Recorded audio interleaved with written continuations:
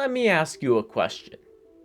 What game allows you to play with people around the world, with whom you can fight enemies and other players, and has puzzles you can solve? That's right, it's Puzzle Pirates!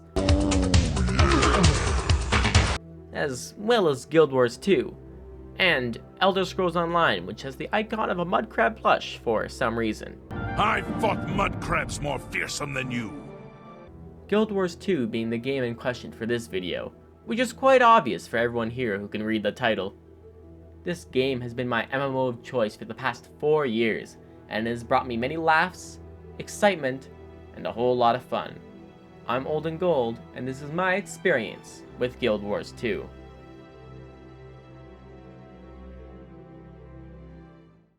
I have known about Guild Wars 2 for a long time now.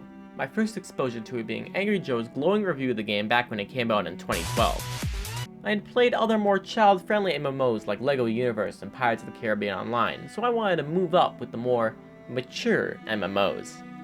The pay once and never again purchase model drew me in as well, because back in 2012 I was 11, so I didn't really have a reliable income to afford a monthly subscription. I was ready to jump in. However, I found out that my old potato of a laptop I was using would probably combust if I tried to run anything more intense on it than Club Penguin. Seeing that I would need to wait until I got a better computer in the future, I vowed to remember about this game. Then I forgot about the game. Having a bad memory isn't exactly the greatest. I did remember it though after seeing an ad for Heart of Thorns, its first expansion, in 2015. 3 years later. I pre-ordered Heart of Thorns in early 2015, and since it came bundled with a now free core game, I could jump straight into the game. Those first few weeks were some of the most fun I have ever had in a game in a long time. Trying out new races and classes to my heart's content, I ended up making my main a human warrior, mainly because warriors are the easiest class to get the hang of, and my only previous MMO experience I had was RuneScape. Along with humans, there are 4 other races in this game. Leafy boys, furry boys, small boys, and tall boys, along with the aforementioned best boys. In case you haven't noticed, my preferred race is human, most likely because I find their culture the most familiar yet interesting out of all the races. And I'm really boring. In terms of gameplay, Guild Wars 2 is, to put it short, really good. There are 3 major game modes to play in Guild Wars 2. PvE, which is overworld roaming and various raids, PvP, which is fighting against other players, and World vs. World, which is PvP on a server-wide scale. Combat in all 3 is more skill-based than other MMOs, with dodging and a more limited amount of skills. This is great as it makes your response time and actual skill in the game mean something.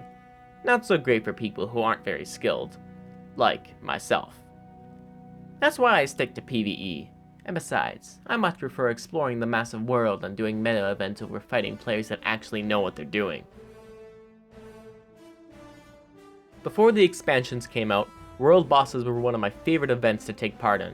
I remember I joined my first guild after stumbling upon a crowd of people waiting for the Shadow Behemoth world boss. I asked one person what was going on, and they helped me out by explaining what to do and other general tips on the game, after which he invited me to his guild. Which brings me to this game's community, which is one of the least toxic out of all of MMOs. Of course, there's the odd jerk who takes things way too seriously, but the majority of players are friendly and willing to help people learn the game. When I started, I got almost all of my game knowledge from helpful players, and just talking with people in Lion's Arch is a fun way to make new friends. The previously mentioned expansions, of which there are 2, provided hours of entertaining gameplay. The first expansion, Heart of Thorns, added new areas and many interesting mechanics, but was overall generally not well received. However, over time I have begun to appreciate this expansion more for laying the groundwork for the better content that came later on. The second expansion, Path of Fire, was far better than Heart of Thorns, adding a larger and more varied map that wasn't just various shades of green, the best mechanic they've ever added, and a better story. Speaking of story, Guild Wars 2's story is really good. There are many great characters that you fight with and interact with over the course of the story, and you really grow attached to them. I love Canuck and Farron so much, and I won't let anyone tell me otherwise.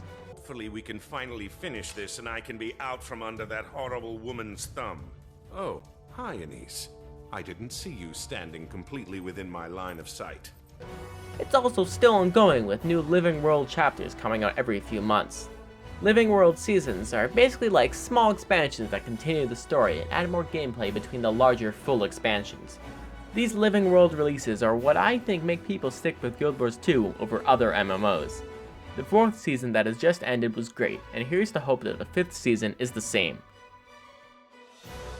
I love this game, and it's my go-to MMO. It never fails to bring me joy after a bad day. So I want to thank ArenaNet for making such a great game that has stayed active in my life for the past 4 years. If you liked this video, then consider subscribing for more. Also, follow me on Twitter.